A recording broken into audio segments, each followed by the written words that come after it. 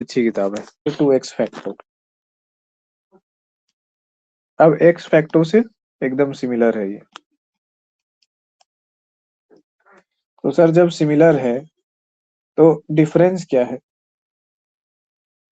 क्या डिफरेंस है? What is difference between x facto and historical research? ये हम लोग देखते हैं। एक्स फैक्टो नहीं, एक्स पोस्ट फैक्टो।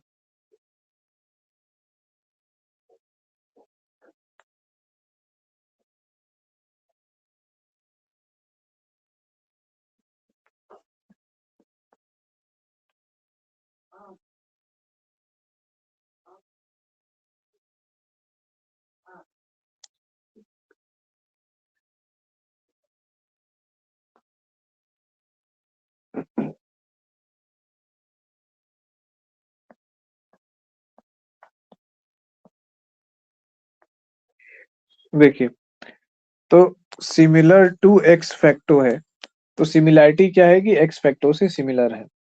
क्यों? क्योंकि दोनों में क्या होता है कि क्या क्या सिमिलैरिटीज है? दो सिमिलैरिटीज है, दोनों डिस्क्रिप्टिव रिसर्च है। डिस्क्रिप्टिव रिसर्च क्या होता है सर? डिस्क्रिप्टिव रिसर्च होता है जो डिस्क्राइब करता है चीजों को, है ना। चीजों को डिस्क्राइब कर रहा है कि कैसे जो है चीजें होती है।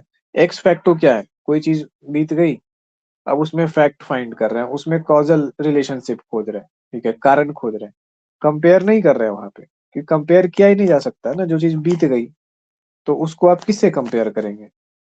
उस टाइम पे पास्ट में जाकर के तो कंट्रोल ग्रुप आप नहीं बना सकते। हाँ, ये हो सकता है कि फ्यूचर में आप जो है उसको रिपीट करें तो कंट्रोल ग्रुप बना करके रिपीट करें, मतलब जब उसको फिर से कर रहे हैं तब। तो पास्ट में तो जाके कर नहीं सकते हैं, तो इसीलिए वो जो कह रहे थे कॉजल कंपेरेटिव में और एक्स पोस्ट फैक्टो में क्या है, दोनों में कॉज देखते हैं पर कॉजल में कंपेयर भी करते हैं। कॉजल क्या होता है कि ये चीज होता है, क्योंकि कॉजल में प्रोस्पेक्टिव बात भी आती है, आगे भी हम लोग देखते हैं। और रेट्रोस्पेक्टिव भी कई बार बात आती है। जैसे रेट्रोस्पेक्टिव कंपैरिजन में क्या है कि मान लीजिए कोई घटना घट गई, जैसे दो ग्रुप है, दो एक्सपेरिमेंटल ग्रुप है। फॉर एग्जाम्पल ऐसे बच्चे जिनको बचपन में से चॉकलेट्स मिला करते थे, और ऐसे बच्चे जिनको बचपन में चॉकलेट्स नहीं मिला करते थे, ठीक है। अब उसके ऊपर हम देख रहे हैं कि उसके इमोशनल इम्पल्सिविटी का टेस्ट। अब चॉकलेट क्या होता है? चॉकलेट आपके अमिगडाला को एक्टिवेट कर देता है, ठीक है। तो ये देखते हैं ना कि दोस्ती करने के लिए लोग चॉकलेट खिलाता है, चॉकलेट वो चीज होता है। तो चॉकलेट क्या है कि चॉकलेट का अगर आप सब्सटेंस का वो चीज करेंगे तो नॉर्मली ऐसे मिठाई खिलाते हैं, तो वैसे ही सब सिंपल सा चीज है। आप वैसे उसको सोचली देखिए कि लोग मिठाई विठाई खाते हैं, तो चॉकलेट बड़ा अच्छा लगता है खाने में। पर चॉकलेट अच्छा क्यों लगता है और चॉकलेट करता क्या है? चॉकलेट में जो सब्सटेंसेस होते हैं वो व्यक्ति के गार्ड डाउन करते हैं, वो एमिगडेला को एक्टिवेट करते हैं, वो प्लेजेंट फील कराते हैं। तो बहुत सारे फूड है जो हमको प्लेजेंट फील कराते हैं, पर चॉकलेट थोड़ा अलग है। जैसे कैफीन होता है, चाय होता है। ये कभी सोचा है कि जैसे चाय जो है, सब लोग ग्रुप में चाय पिया है, तो ये क्यों नहीं होता है कि सब लोग जाता है ग्रुप में खीर खाने के लिए, ग्रुप में रसगुल्ला खाने के लिए, कि चलो ग्रुप में सब लोग बैठ के, ऑफिस में आया सब लोग रसगुल्ला मंगा रहे हैं। देखिए कि चाय में ये चीज है, रसगुल्ले में ये चीज क्यों नहीं है? जब आप मिठाई दुकान पे कोई रसगुल्ला खाएगा, कोई जलेबी खाएगा, कोई रसमलाई खाएगा, कोई समोसा ले लेगा, तो चाय में ये कॉमनैलिटी क्या होती है? तो सारे जिस भी सब्सटेंस में साइकोट्रोपिक चीजें होती है, ठीक है, तो वो क्या करते हैं हमारे बिहेवियर को एक सर्टेन दिशा में वो चीज करते हैं, जिसमें से एक चॉकलेट भी है। तो चॉकलेट क्या है कि चॉकलेट एक क्या बोला जाता है उसको, हमको एक वर्ड नहीं आ रहा, बट वो काइंड ऑफ ट्रस्ट और रोमांटिक फीलिंग्स, इन सब चीजों को उसमें साइकोट्रोपिक सब्सटेंसेस ऐसे होते हैं जो उन सब चीजों को बढ़ाता है। तो आप देखते होंगे कि ये जो चला हुआ है आजकल वो लव मार्केट एंड ये वो ऑल, उसमें चॉकलेट जो है पूरा ये दिया जाता है। जो रक्षाबंधन है उसमें भी चॉकलेट दिया जाता है कि भाई चॉकलेट खाओ। तो वो चीज है कि वो बॉन्डिंग को एक तरीके से दो आदमी का, जैसे दो अननोन आदमी है, दोनों साथ में चॉकलेट खा रहा है, तो क्या हो रहा है कि अभी एक पॉइंट पे एक ए हम है, बी हम है। मेरा मेंटल स्टेट क्या है, मेरे बिलीव्स, मेरे थॉट, मेरा नेटिव वो अलग है, बी जो है वो उसका अलग है, ऐसे करके दोनों ने कॉमनली एक साइकोट्रोपिक सब्सटेंस लिया, ठीक है, चॉकलेट। अब चॉकलेट को ड्रग की श्रेणी में रखा नहीं गया है, या ऐसा कोई नहीं कहता है कि अरे चॉकलेट जो है एक बुरा आदत है, कोई नहीं कहता है। तो क्या है कि उस तरीके का जब रखा गया है तो दोनों अलग अलग व्यक्ति थे, लेकिन साइकोट्रोपिक सब्सटेंस का जैसे प्रभाव हो गया, तो क्या हो गया कि दोनों व्यक्ति हो गए एक जैसे, दोनों का एमिगडाला एक्टिवेट हो गया और दोनों एक जैसे हो गए। तो सोशल अट्रैक्शन का प्रिंसिपल क्या कहता है? सोशल अट्रैक्शन का प्रिंसिपल ये कहता है कि सिमिलैरिटीज, जब एक जैसे हो गए, एक जैसा महसूस करने लगे, तो क्या हो गया? सिमिलैरिटी जो है दिखाई पड़ने लगी। उसके बाद क्या है? सिंक्रोनिसिटी बन गई। सिंक्रोनिसिटी का अर्थ होता है कि जो हम सोच रहे हैं, जैसा हम सोच रहे हैं, ऐसा महसूस कर रहे हैं, वैसा भी आप तो वैसा आप भी महसूस कर रहे हैं। तो एक इमोशनल वो चीज जो है हो जाता है। तो साथ में चॉकलेट खाने से क्या होता है? बॉन्डिंग बनने लगती है। या फिर कोई आदमी आपको चॉकलेट दिया है, चॉकलेट दे करके आप जिस टाइम खाइएगा तो सबकॉन्शियसली माइंड में तो आएगा कि कौन आदमी चॉकलेट दिया है। तो वैसे करके खाएंगे तो आपको बढ़िया फील होगा। तो वो क्या होगा? माइंड को एक रीइंफोर्समेंट होगा कि आपका माइंड एसोसिएट कर लेगा उस आदमी को बढ़िया फीलिंग से। उसके बाद फिर बार बार कोई आदमी आपको चॉकलेट दे रहा है, आप जा रहे हो उसके पास में या आप उससे मिल रहे हो, तो आपको अपने आप बढ़िया फील होने लगेगा। तो ये सब क्या है कि मतलब क्यों ऐसा होता है? अब बाहर से ना ये बहुत सिंपल सा ऐसे सीम करता है कि हाँ ये तो मतलब ये तो नॉर्मल बात है, ये तो ऐसे ही होता है, क्या सर आप एकदम। पर उसके अंदर साइकोलॉजी में क्या हो रहा है, ठीक है, सब्सटेंस में क्या हो रहा है। तो चॉकलेट का मतलब चॉकलेट का जो ब्रांडिंग और पैकेजिंग होता है, ठीक है, ये जो अभी हम लोग चॉकलेट के फॉर्म में खाते हैं, जिसको हम लोग मिठाई कहते हैं, बच्चों को खिलाते हैं, जो भी चीज है। तो चॉकलेट बच्चों को भी देखिए कि जो व्यक्ति चॉकलेट ज्यादा खिलाता है उससे अटैच होता है बच्चा एकदम, ठीक है। तो बच्चे का रॉ बिहेवियर देख करके दीजिए। तो अभी का जो चॉकलेट किटकैट या जो भी डेयरी मिल्क और जो भी है इस तरीके की चीजें, तो अभी हम लोग इसको फूड आइटम के रूप में देखते हैं। लेकिन पहले ये चीज ना फूड आइटम के रूप में नहीं था और चॉकलेट के रूप में नहीं था। जिस चीज से चॉकलेट बनता है उसका इस्तेमाल किसी और चीज के लिए किया जाता था।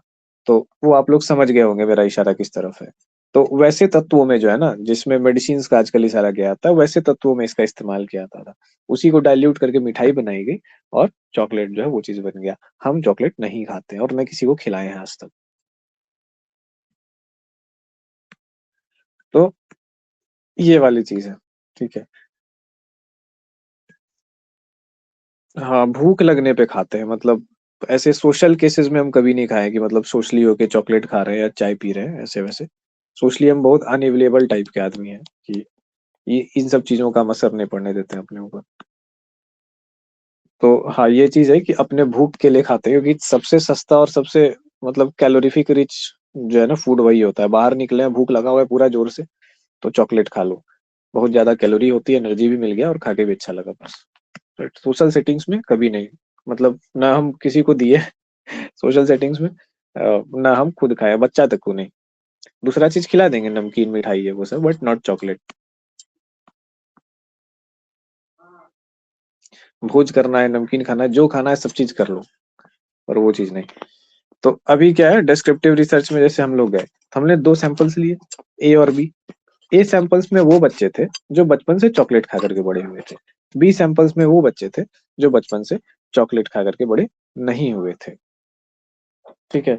तो इस तरीके से, हाँ, इसको कहा जाता है एफ्रोडीजियक, ऐसे सब्सटेंसेस को। एफ्रोडीजियक। एफ्रोडीजियक क्या होता है? एफ्रोडीजियक सभी वैसे सब्सटेंसेस होते हैं जो कि आपके गार्ड, आपके अलर्टनेस और उन चीजों को डाउन कर देते हैं, ठीक है, और आपके में प्लीजर की इच्छा को बढ़ा देते हैं, ठीक है।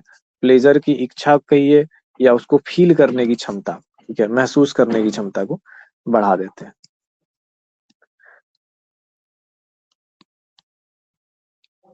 तो चॉकलेट जो है वैसे ही चीजों की श्रेणी में आता था।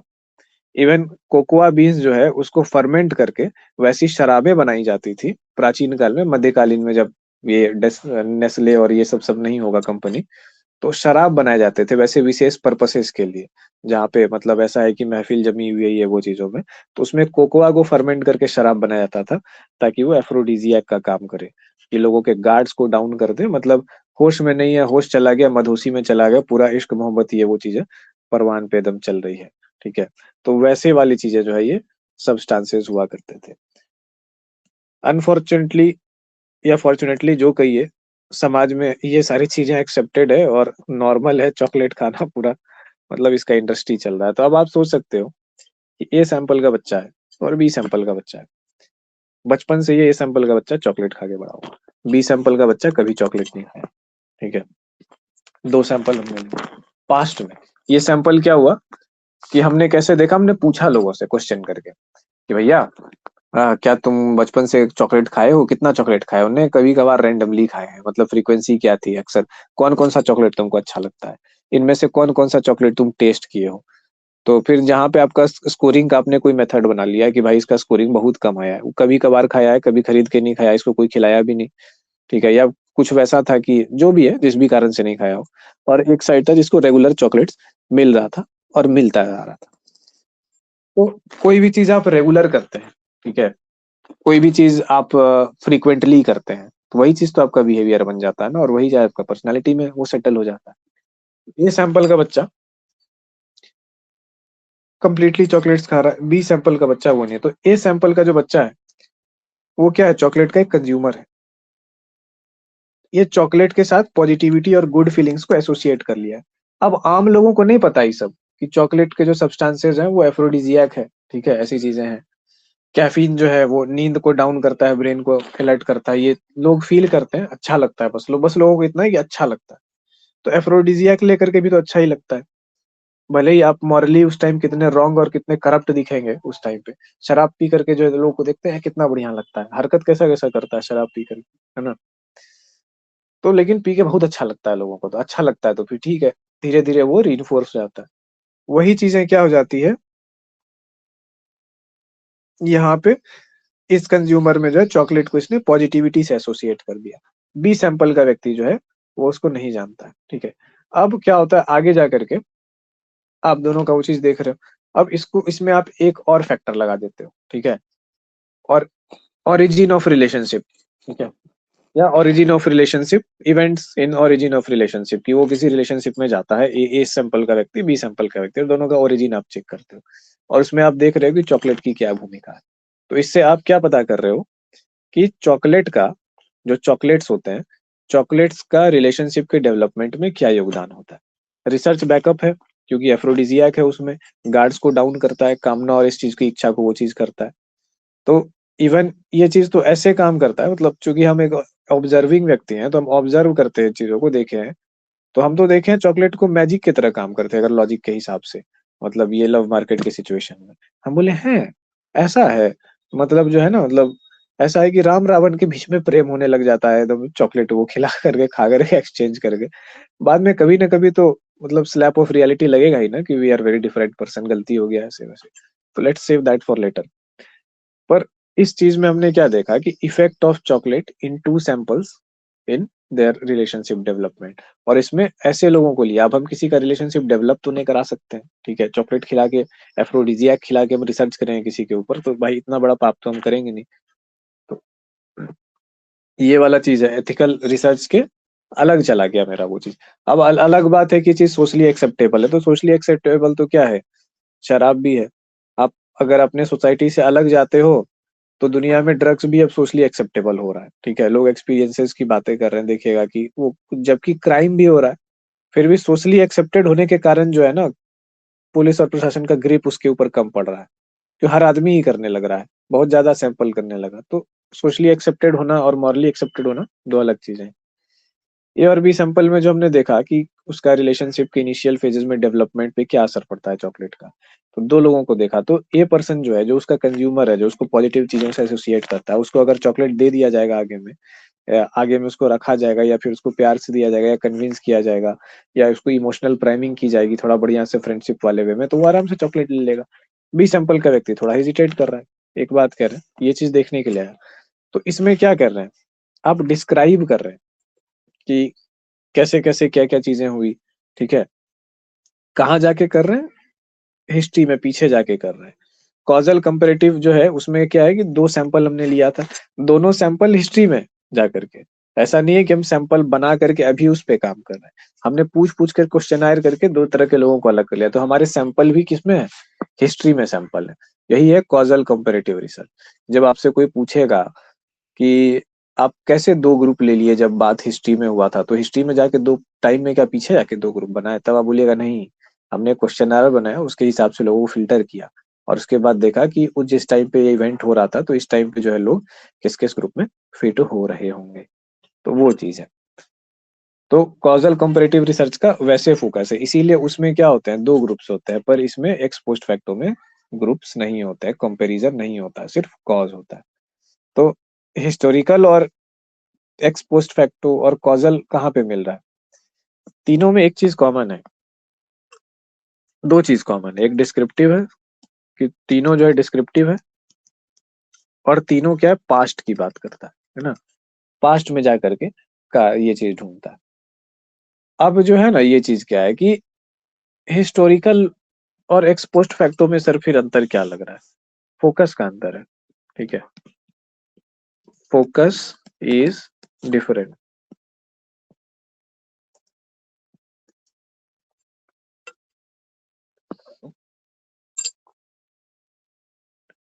तो फोकस क्या है, टोटली डिफरेंट है।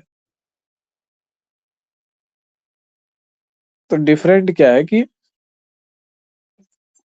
इसका पूरा का पूरा फोकस हिस्ट्री है।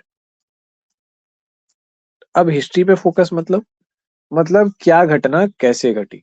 देखिए, उसका फोकस क्या था, एक्स पोस्ट फैक्टो का या कॉजल का, कॉज, समझ गए कि कोई चीज क्यों हुई। पोस्ट फैक्टो में क्या चीज था, फैक्ट, ऐसा क्या कॉज है जिसके कारण हुआ, इनफैक्ट क्या बात थी।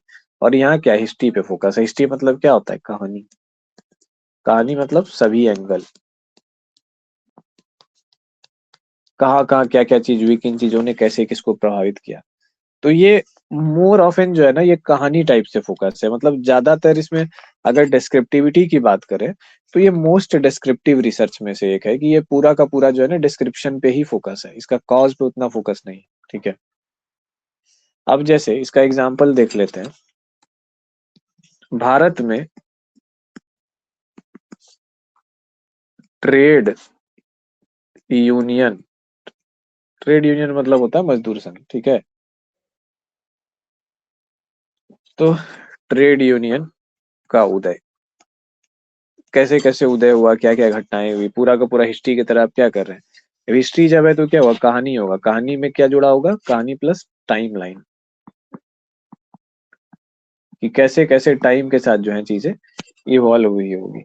तो हिस्ट्री क्या है, बहुत बोरिंग विषय जो है, हम लोग बचपन से जानते हैं कि बहुत बोरिंग विषय माना जाता है, समझा जाता है। बड़े होकर के आपको एहसास होता है कि हिस्ट्री बहुत इंटरेस्टिंग विषय है। लेकिन इस मतलब हमेशा की तरह हम लोग को स्कूल में ठगा गया है, हम लोग को हिस्ट्री पढ़ाया ही नहीं गया, हम लोग को एक चिट्ठा दे दिया गया, 1900 ये ईस्वी में ये हुआ था, 1900 वो ईस्वी, माथा में बैठ के ठूसते रहिए उसको, क्या पॉइंट है, क्या लॉजिक है, अरे क्या हुआ था 1910 में, हम क्या करें जान करके। जब आप उसको रिलेट करोगे कि आपको क्यों जानना चाहिए, तब तो समझ में आएगा। और जैसे वेब सीरीज आप देख रहे हो, मूवी देख रहे हो, कितना लोग पागल है मूवी के पीछे, वेब सीरीज के पीछे, वो क्या देख रहा है मूवी और वेब सीरीज में, एक स्टोरी देख रहा है अनफोल्ड होते हुए, जिसको कि पहले ही बीता जा चुका है, कैप्चर किया जा चुका है, स्क्रीन में रील के फॉर्म में दिखाया जा रहा है, रिप्ले करके। तो एक तरफ लोग हिस्ट्री को देखना इतना पसंद करते हैं, क्रेज है उसका मूवी के फॉर्म में, ठीक है। वो कहानी भी तो एक पहले ही ना घटी हुई घटना या बनाई हुई घटना होती है, और एक तरफ हिस्ट्री है जो कि सेम चीज है, लेकिन उससे लोग जो है ना देख करके माथा भारे होता है, इतना बोरिंग, इतना घटिया सब्जेक्ट है। तो दिक्कत क्या है कि दोनों सेम चीज है, दोनों को परोसने का तरीका अलग है। जब हिस्ट्री को आप वैसे देखेंगे कि एक वेब सीरीज के तरह की, कैसे कैसे क्या चीज हुई है ना, किन घटनाओं ने किसको प्रभावित किया, ये हमारी दुनिया को कैसे बदल रही है, कौन किरदार क्या कर रहा था उस वक्त, उसका मोटिव क्या था, उसका साइकोलॉजिकल पॉइंट ऑफ व्यू क्या था, तो वो इतना रिच लगेगा ना कि मतलब उतना इन डेप्थ जो है ना वेब सीरीज या कुछ भी आज तक बना ही नहीं होगा, सोचिए। अगर आप लोग को शौकीन है कि बढ़िया पिक्चर या वो देखने का, हल्की फुल्की टाइप की नहीं, जिसमें कोई सब्सटेंस नहीं, जिसमें एक्चुअल रियलिटी जैसा हो, कॉम्प्लेक्सिटी हो, तो फिर हिस्ट्री पढ़िए। कॉम्प्लेक्सिटी अगर पसंद है तो बहुत मजा आएगा। तो भारत में ट्रेड यूनियन का जब उदय, इस चीज पे आप करेंगे हिस्टोरिकल रिसर्च, तो क्या करेंगे आप, उस तरीके से सारी चीजों को मैप करेंगे, है ना। तो इसमें कहानी में जो हम ये लिखे सभी एंगल, तो हर एंगल से चीजों को देखा जाता है ना, सब एंगल से चीजों को मैप किया जाता है, देखा समझा जाता है।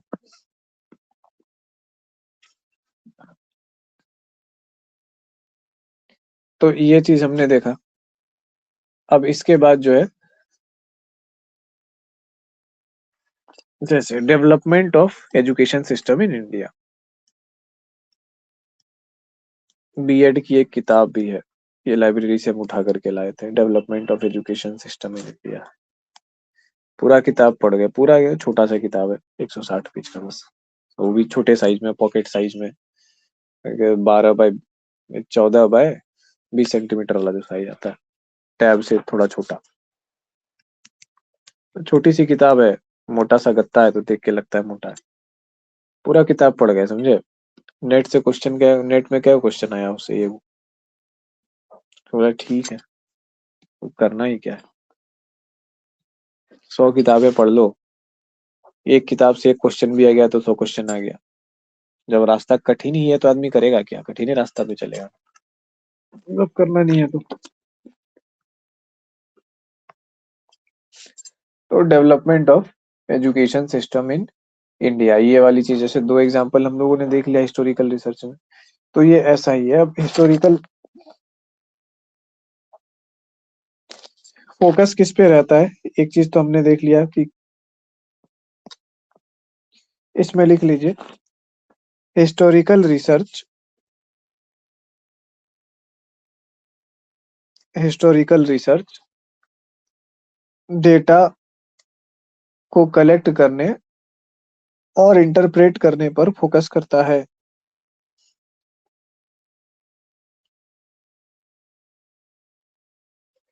हिस्टोरिकल रिसर्च डेटा कलेक्ट करने और इंटरप्रेट करने पर फोकस करता है।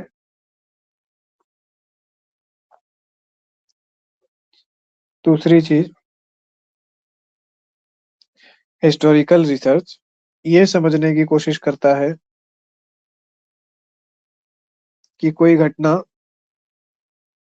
कैसे हो रही है। लिख रहे हैं ना आप लोग। जी सर।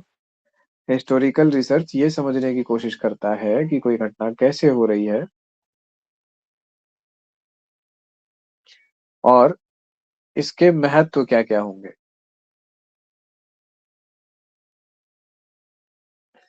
हिस्ट्री में महत्व ही सबसे इंपॉर्टेंट है, समझ गए, कि किस चीज का क्या सिग्निफिकेंस हुआ, उसका प्रभाव क्या हुआ। तो हिस्टोरिकल रिसर्च में भी जो है वही चीज देखा जाता है कि किसी चीज का क्या प्रभाव हुआ है, क्या उसका महत्व रहा है।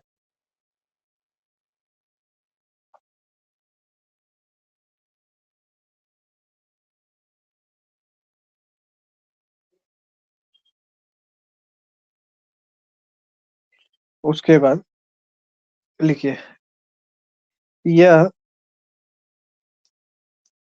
प्राथमिक और द्वितीय स्रोतों पर निर्भर है। यह प्राथमिक और वित्तीय स्रोतों पर निर्भर है।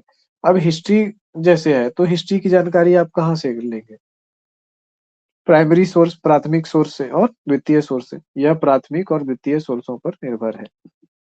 द्वितीयक सोर्स क्या होता है, सेकेंडरी इंफॉर्मेशन।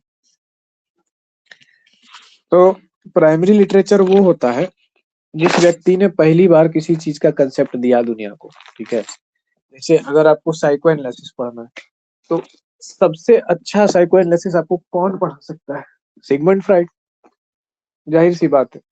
तो सर हमको सिगमंड फ्राइड से साइको एनालिसिस पढ़ना है, पर हम तो भारत में है और सिगमंड फ्राइड तो जीवित है नहीं। हाँ, तो जीवित नहीं है तो क्या हुआ, लेखक कभी थोड़ी ना मरता है। सिगमंड फ्राइड ने बहुत सारी किताबें लिखी है, बहुत सारे लेक्चर्स दिए हैं। तो आपको अभी इंटरनेट है, आपको उनके लेक्चर्स मिल जाएंगे, आपको उनकी लिखी किताबें मिल जाएगी। तो आप क्यों जो है अरुण कुमार सिंह की किताब जाकर के पढ़ेंगे कि अरुण कुमार सिंह क्या समझते हैं सिगमंड फ्राइड के बारे में। आप डायरेक्ट सिगमंड फ्राइड को पढ़ लो। तो वही हम एक मीम लगाए थे उसमें, कि जो लोग सेकेंडरी सोर्सेज पढ़ते हैं उनको आप देखिएगा पूरा स्मार्ट चिकन चाक और ऐसे वैसे रहते हैं, है ना, वैसे करके बढ़िया एकदम आपको दिखेंगे, वो क्या एकदम प्रोफेसर वाला है वो, साफ सुथरा स्मार्ट। और जो आपको दिखेगा प्राइमरी सोर्स पढ़ने वाला, तो वो आपको थोड़ा थोड़ा ना उसका हुलिया और उसका रूप रंग आपको दिखेगा रैंडम आईआईटीएन बाबा की तरह, लगेगा ये क्या आदमी है, पजामा है, कैसा है वैसा। तो वही चीज है, जो प्राइमरी सोर्स जो होता है ना, वो इतना ही हार्ड होता है, इतना हार्ड हिटिंग होता है ना, कि वो बहुत फिलोसफिकल होता है, उसमें बहुत गहराई होती है। तो वो आपको इतना चेंज कर देता है कि आपके जीवन से सारी सुपरफिशियलिटी, सारा मेकअप, सारा ये वो सब जो है सब वो हो जाता है। आप भीतर से इतना बदल जाते हैं कि आपको बाहर से बदलने ना वो लुक और रंग रोगन सूट बूट है ना, दाढ़ी ट्रिम करना ऐसे वैसे का कोई वो नहीं रहता। देख के लगेगा कि पता नहीं गजेड़ी है, चरसी है, क्या है, ऐसे रहता है। बहुत ये चीज है। आप देखे होंगे एकेडमिया में लेक्चरशिप में ऐसे लोग बहुत ज्यादा आपको मिलेंगे जो कि कमाल कर दिए, और देखिएगा तो लगेगा ये क्या ऋषि मुनि टाइप का है, दाढ़ी बढ़ा हुआ है, बाल बढ़ा हुआ है। उसको फुर्सतें नहीं है उन चीजों को, प्राइमरी लिटरेचर को वो पढ़ने में घुसा है। जो आदमी प्राइमरी लिटरेचर को पढ़ने में घुसेगा उसको इतनी गहराई में घुसना पड़ेगा, इतने कंसेप्ट्स को, मतलब किसी के प्राइमरी लिटरेचर में घुस रहे हैं तो समझिए कि आप बहुत हद तक वो बन रहे हैं। अब जैसे मान लीजिए कि हम अगर कोई प्राइमरी लिटरेचर अपना लिखते हैं, कुछ नया कंसेप्ट आते हैं, जैसे सिगमंड फ्राइड ने दिया दुनिया को कंसेप्ट ऑफ सेक्सुअलिटी का। उसने बोला कि लिबिडो ही सारा चीज होता है ना, सारा कुछ जो होता है, सब कुछ। ओडिपस कॉम्प्लेक्स आप लोग पढ़े होंगे, इलेक्ट्रा कॉम्प्लेक्स पढ़े होंगे। तो उसने सेक्सुअलिटी को ही जीवन का मूल माना, इरोस को, ठीक है, कि जो है जीवन का वो चीज है। अब मान लीजिए कि हम एक कंसेप्ट बनाते हैं, हम अपने लाइफ में फील किए कि केवल सेक्सुअलिटी ही सब कुछ नहीं है, इसी पे सिगमंड फ्राइड का वो चीज है ना। हम एक चीज दिए कि ना लाइफ फंक्शन है एग्रेशन का, ठीक है, जो व्यक्ति का मूल जो है ना वो एग्रेशन है, क्रोध है, उसी से सारा चीज निकलता है।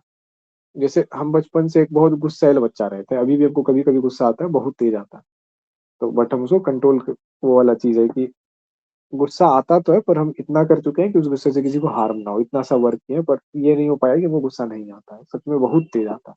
और जो मेरे नजदीक व्यक्ति रहेगा, जहाँ पे हमको लगेगा कि हम बहुत ऑनेस्ट हैं, तो वहां पे कई बार जो है ना मेरा मुंह खुल जाता है, वैसे बाद में मैनेज करते हैं। तो हमको ऐसा लगा, मेरा दृष्टिकोण ऐसा हुआ कि जो है ना कि लाइफ एग्रेशन का एक फंक्शन है, जैसे उसने सिगमंड फ्राइड ने वो चीज दिया। एग्रेशन का जो फंक्शन है तो क्या है कि हर व्यक्ति में डोमिनेट होने की और समर्पण करने की चाह होती है।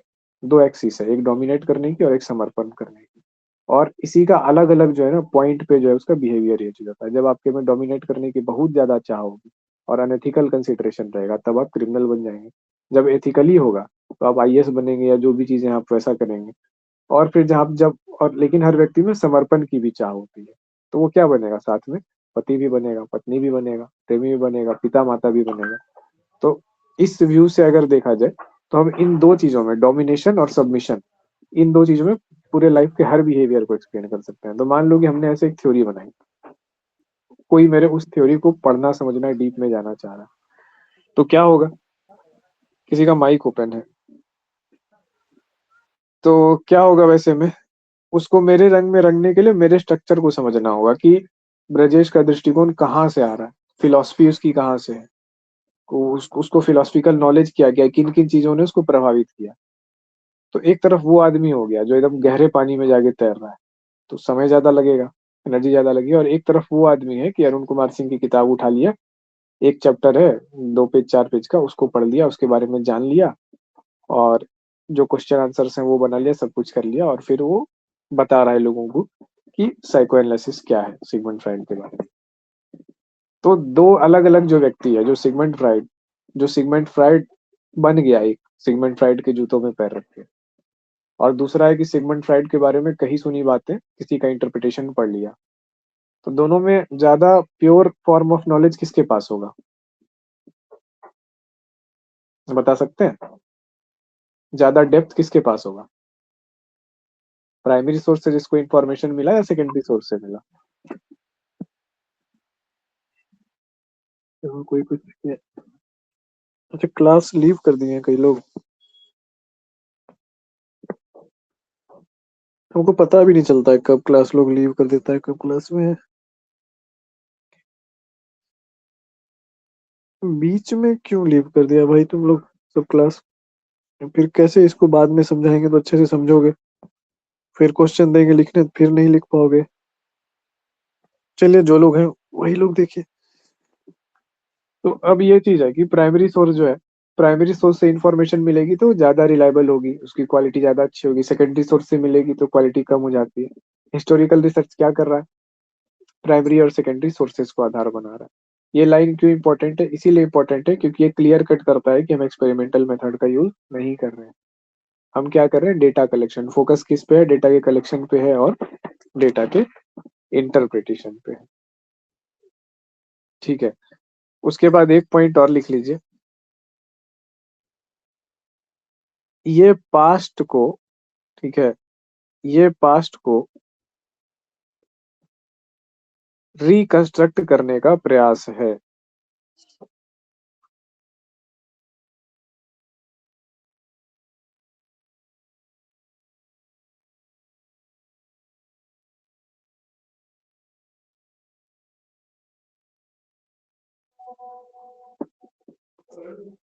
ये पास्ट को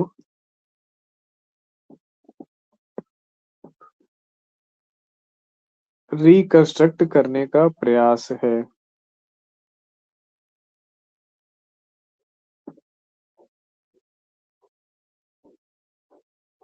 पास्ट को रिकंस्ट्रक्ट करने का क्या मतलब है?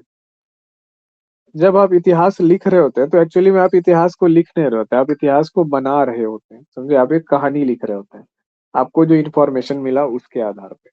ठीक है, मान लीजिए कि आप अब भारत का इतिहास लिखना है। ठीक है, आप आज से 50 साल बाद कोई व्यक्ति हम लोग के टाइमलाइन पे भारत की आर्थिक स्थिति के बारे में लिखना चाहता है, तो वो क्या करेगा? वो ये करेगा कि डेटा कलेक्शन करेगा प्राइमरी और सेकेंडरी सोर्सेज से। तो सेकेंडरी सोर्सेज में क्या होंगे? सेकेंडरी सोर्सेज में वो सारी चीजें होंगी, जैसे न्यूज़पेपर होगा, टेलीविजन रिपोर्ट्स होगा, है ना? आ, उसके बाद बुक्स होंगे, मैगजीन्स होंगे, जिसमें इकोनॉमी के बारे में लिखा होगा। तो क्या होगा कि आज के टाइम पे आप देखोगे कि जितने भी न्यूज़पेपर हैं, मैगजीन्स हैं, वेबसाइट्स हैं, ब्लॉग हैं, वो सारा क्या कर रहे हैं? इकोनॉमी की स्थिति खराब भी है तो भी वो अच्छा लिख रहे हैं, वो सारे बिके हुए हैं। आज से 100 साल बाद कोई आदमी जाके पीछे रिसर्च किया, मान लीजिए कि उस टाइम पे जो गवर्नमेंट थी भारत की, उसमें इकोनॉमी का क्या हालत था, तो वो देखेगा तो वो तो परेशान हो, मतलब वो तो सोचा कि नहीं बहुत अच्छा हालत था। एक न्यूज़पेपर ने, जितना न्यूज़पेपर, जितना मीडिया रिपोर्ट निकाल रहा है, सब में बता रहा है कि भारत तो दुनिया का डेवलपिंग कंट्री बन चुका है ना? भारत की दूसरी सबसे बड़ी इकोनॉमी बता रहा है, कोई पहली सबसे बड़ी इकोनॉमी बता रहा है। तो शौक लग रहा है कि कैसे ऐसा हो गया, भारत भारत का नागरिक को दिखाई नहीं पड़ रहा है ये सच, और मीडिया को दिखाई पड़ रहा है कि दूसरी। तो जो बहुत बड़ी इकोनॉमी होगी दुनिया की, जो दूसरी सबसे बड़ी इकोनॉमी होगी, वहां बेरोजगारी कैसे हो सकती है? जब उद्योग बढ़ेगा, जब इकोनॉमी बढ़ेगी तो रोजगार बढ़ेगा, तो फिर वहां बेरोजगारी कैसे है? वहां अनएम्प्लॉयमेंट का डेटा जो है नीचे कैसे जाते जा रहा है? तो ये प्रश्न है। तो फिर वो व्यक्ति क्या करेगा? प्राइमरी सोर्सेज को भी खोजेगा। प्राइमरी सोर्सेज में क्या देखेगा कि गवर्नमेंट के जो रिपोर्ट है, कि गवर्नमेंट के इंडेक्सेस क्या कर रहे हैं, एम्प्लॉयमेंट क्या कर रहे हैं, अब गवर्नमेंट उसको भी पब्लिश नहीं कर रही है, तो वो भी उसको नहीं मिलेगा। तो उससे वो किस निष्कर्ष पे पहुंचेगा? गवाह के आधार पे अगर वो देखे, मतलब सबूतों के आधार पे जब वो देखेगा, तो इस निष्कर्ष पे पहुंचेगा कि नहीं, जितने सबूत मिल रहे हैं वो ये कह रहे हैं कि वाकई में भारत जो है ना, फलाने शासक के काल में जो है ना, सोने की चिड़िया हुआ करता था, दूसरी सबसे बड़ी अर्थव्यवस्था हुआ करता था दुनिया की। तो यानी जब भारत सोने की चिड़िया थी, तो देश, मतलब पूरे दुनिया में पहली सबसे बड़ी अर्थव्यवस्था थी भारत, प्राचीन काल में, है ना? जब कहा जाता है कि मुस्लिम आक्रमण से पहले, गुप्त काल और ये सब चीजों में, तो जो दुनिया की सबसे बड़ी अर्थव्यवस्था थी। और हमने क्या किया? भारत के उस गौरव को लौटा दिया, दुनिया की दूसरी सबसे बड़ी अर्थव्यवस्था बना दी। ठीक है, तो वो चीज पता चला। हुआ क्या? दुनिया में हम एक नंबर पे आ गए, चाइना को पीछे छोड़ के, लेकिन इकोनॉमी में नहीं, पॉपुलेशन में। ठीक है, तो ये जो है रिसर्च, तो जो हिस्ट्री बनाई जा रही है, तो हिस्ट्री क्या लिखी जा रही है या बनाई जा रही है? बनाई जा रही है, इसीलिए रिकंस्ट्रक्ट वर्ड यूज होता है। ठीक है, उसके बाद एक पॉइंट और लिख लीजिए। ये रिसर्च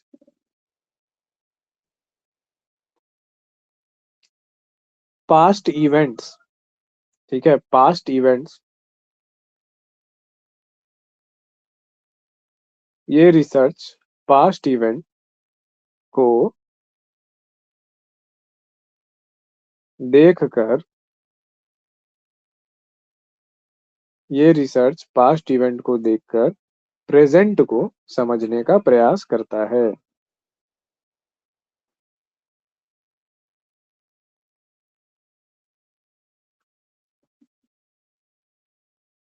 पास्ट इवेंट को देखकर प्रेजेंट को समझने का प्रयास करता है। ठीक है, कितना पॉइंट लिखे?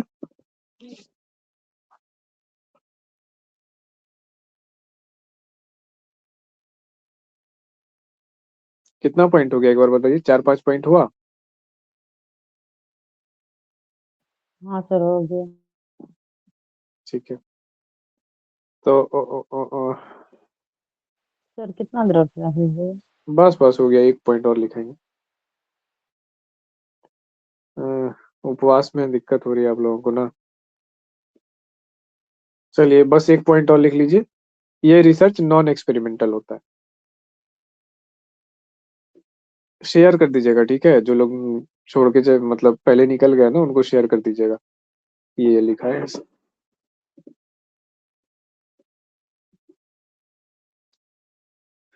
कुछ टाइम के बाद तो आदत हो जाता होगा ना, मतलब 30 दिन तक जब करना पड़ता होगा तो एक आध सप्ताह के बाद तो ढल जाता होगा शरीर उपवास में। 1 हफ्ता लग जाता एक हफ्ता लग जाता है। एक हफ्ता तक बहुत दिक्कत होती होगी ना, है। दिक्कत नहीं। पानी भी नहीं डेली पीते कुछ होंगे। अलग अलग, कुछ नहीं। किसी दिन सर में दर्द होता है, दूसरे दिन चक्कर होता है। हर दिन एक जैसा कुछ नहीं आता। अच्छा, कभी ऐसा महसूस हुआ है कि मतलब अ, दिन भर उपवास करने के बाद बहुत ज्यादा शांत और बहुत ज्यादा अंदर से एनर्जेटिक महसूस होता है कभी, मतलब 30 दिन में ऐसा कभी आता है पीरियड? डेली ये होता है, सुबह सुबह